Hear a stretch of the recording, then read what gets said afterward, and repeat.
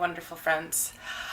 Welcome back to another video with me, Demia. So, I know it's been a minute since I've posted, but there's a very good reason for that. I've been kind of just going through it, and if you're like me, you guys will have to apologize for, I have to apologize for my stuffiness. I'm probably getting a head cold. But today I wanted to talk to you guys about something that's super duper important to me. And one of the main reasons I started this channel, which is to talk about mental health issues and to talk about things that we don't talk about. Because there is stigma, because people are seen as weak, people are seen as less than because they suffer from these disorders. And so I wanted to talk about depression today. So you may or may not know that I have been diagnosed with persistent acute depression. I've had it for quite a while now. I take medication for it. I take medication for my anxiety. I will definitely do another video about that one day. But yeah, I'm depressed. And so a lot of people look at me and they're like, how can you be depressed? You're so happy all the time. Well, I'm not. And so I just want to talk about, for me, some things that have helped me, some things that, like, what is depression? It's just going to be, this video is just going to be all over the place. So first, I just want to say that I am definitely by no means a medical professional. If you have any of these symptoms or you can see yourself in this video, definitely go, seek professional help, whether it be a counselor or a psychiatrist or even your general doctor. Definitely. And if you see these signs in someone else, don't be afraid to approach them about it. Yeah, so we're going to talk about depression today. 2% of the population have persistent depression. So that's a lot of people in this world. That's definitely a lot. It's sad and it's scary, but it also makes me selfishly feel a little bit better knowing that I'm not alone in this process. And the thing is depression definitely makes you feel like you're alone. Another thing is, for all of those of you who do relate, please remember that depression does not define who you are. You are a person with depression. You are not depression. So just keep that in mind. I know sometimes it's very hard, but we have to remember that this is a disease. This is an ailment. There's nothing wrong with you. This is not a flaw in your character, okay? Please remember that. Now, I'm just gonna read off some of the symptoms, signs of depression. So, let's see here. And take this with a grain of salt. This is something these are signs that if you've felt them for long periods of time, like they say 2 weeks is the time limit that you're supposed to measure. So like if you have a bad day, that's not depression. It's consistently feeling this way for 2 weeks or more. Decreased interest or pleasure in a lot of activities. So let's say you used to sing a lot or write a lot and you just don't do it anymore. You don't feel like doing it. This for me was a major sign. I love to listen to music. I would listen to music when I was getting dressed. I would listen to music when I'm doing my makeup. And my apartment became silent, and I didn't realize that it was a symptom for me until I started taking my meds and doing the things and putting in the work, and slowly but surely I was starting to, put music back on and dance a little bit in my space. So yeah, a down mood a lot of the time. Next is a negative inner dialogue. Low energy, you cannot sleep, or you're sleeping too much. It's like your sleeping patterns are off. Trouble focusing or staying focused. Struggling with motivation. And what really sucks about this one is that I want to do all these things. I just can't do them. And then because I can't do them, because I just don't have the energy or the will or anything, I then beat myself up because I didn't do anything today. And so then I write another list and it has even more items on it. And then I don't do that list. And then I just feel worse and worse and worse and worse about myself. And it sucks because this depression monster is stealing my joy. Yeah, it sucks. If you suffer like I suffer, you just need to remember who you are. And I am now trying to get to the point where, yeah, my list might be very long of my to-dos and the things that I want to get done, but if I only get one thing done, that's a win. That's a win. If I get out of bed when I'm having an episode and I shower, that's a win. If all I did that day was to go to work, do my job to the best of my abilities, come home, take a shower, and then crawl back into bed, that's a major win. So just remember your wins, and remember that, again, this does not define you. So, I want to talk about some of the things that you should do if you are a depressed person. These are things that I've kind of these are things that in the past years I've kind of realized, and it's helped to minimize my depressive episodes and also better handle them. So the first thing is knowing your triggers, knowing your triggers and your symptoms. So I realized that if I lose my appetite, I'm not journaling, I'm not reading, I just have a very apathetic mood, that usually means that I'm heading into a depressive episode. I'm very short with people, but my triggers are, well, we're not going to talk about my triggers. But triggers can be anything. It can be watching a sappy movie on TV and going through a spiral of, negative thought, and it could be anything really. Like,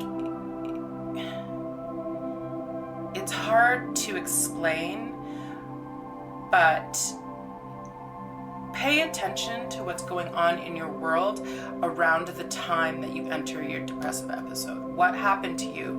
What was going on? Like, any major life-changing events, stuff like that, so that you can kind of see patterns possibly.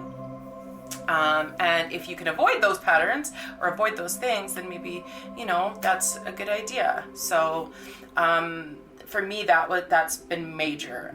There are definitely things that I do and things that I don't do anymore that help with my depressive episodes.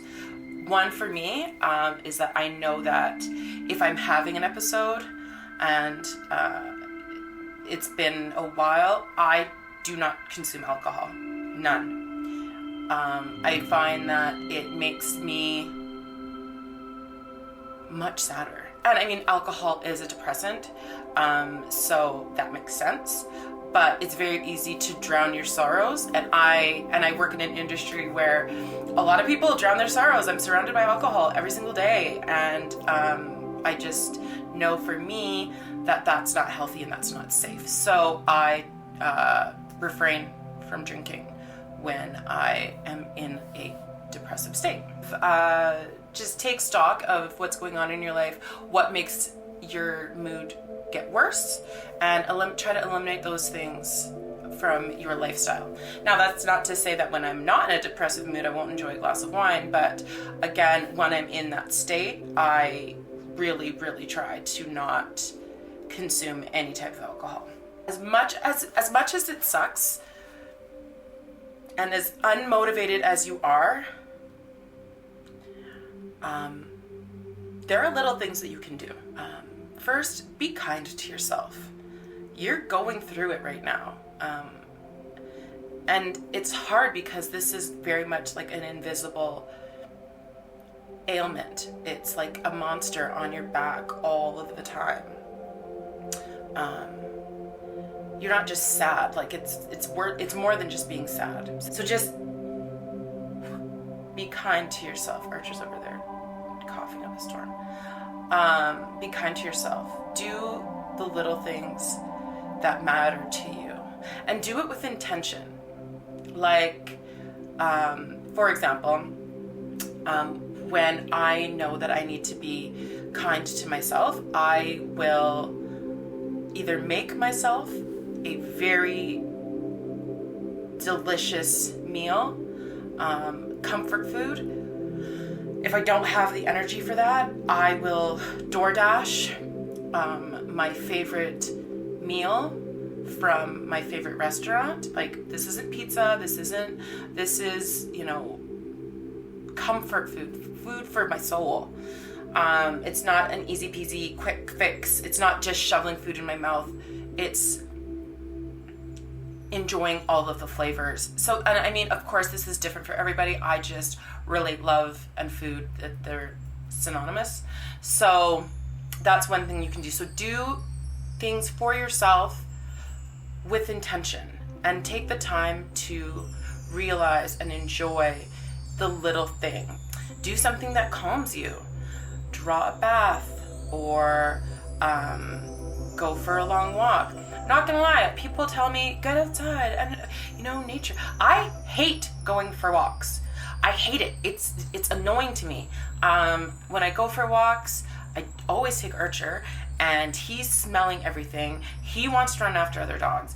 It's not calming for me. And if I don't go with Archer, then I feel like a bad dog mom, because I should be taking my dog out. So I don't do that. But what I will do is I will light candles around my house. I will burn some incense. I will put on like some really chill vibe music, and I will take the longest shower known to man. And I'm talking, like, I have special body wash that smells good, and I'll do a face mask, and I'll put the eye patches, and I turn my phone off, and I just sit in that happiness. Sometimes it works. Most times it helps a little bit. And then I go to bed nice and early. That's what works for me. So you need to find out what works for you. Maybe it is a hike in the mountains. Maybe it's painting. I know a lot of people paint to get their frustrations and their anger and their emotions out. So yeah, definitely do something for you. Next is breathing and being aware of your breath. So for me, I know that when I'm in that state of being just so with my life, I tend to not be breathing properly. Like I notice that I kind of hold my breath, and so I've had to be aware of that, and with intention breathe in and out. And when you're having like a really bad panic attack, or you're having thoughts that are not so safe, sometimes just focusing on your breathing can work. Wonders. I don't want to say that just breathing is going to fix everything, but sometimes when it feels like too much, just stopping and breathing in and holding it and then just letting it out.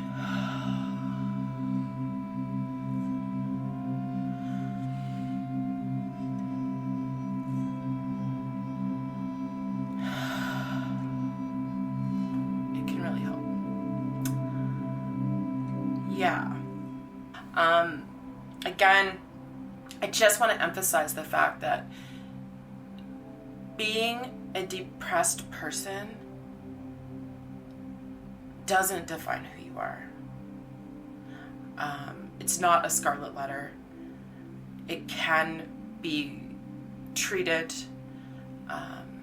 You're not alone in this. There's so many people who suffer from this, and we don't talk about it because, sometimes the responses we get are, oh, just be happy. Like, oh, we all get sad sometimes. Or, why are you depressed? Like, I don't know, Susan. I just am. Like,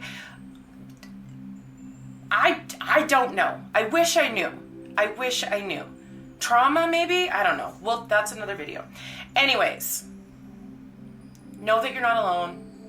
Know that this doesn't define you, and know that there is help out there for you.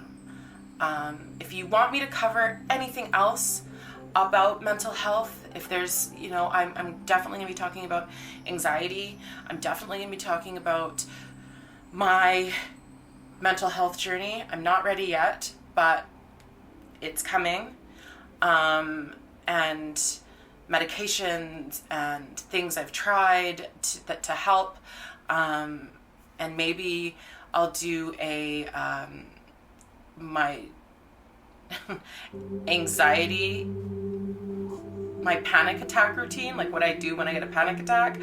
I know that sounds really crazy, but maybe it'll help somebody. And at the end of the day, that's what I want to do. Is if it helps one person, it helps one person. So thank you guys so much for sticking around and listening to me rant and rave about something that I take very, very seriously. Don't forget to subscribe to my channel for more content like this. Hit that like video, share it with a friend who might be suffering, or if you're suffering, send it to a friend so that they know kind of what you're going through. I know that I have friends who just don't get it. And I think they are kind of afraid of approaching me because they don't know, they don't want to say the wrong thing, blah, blah, blah, blah, blah.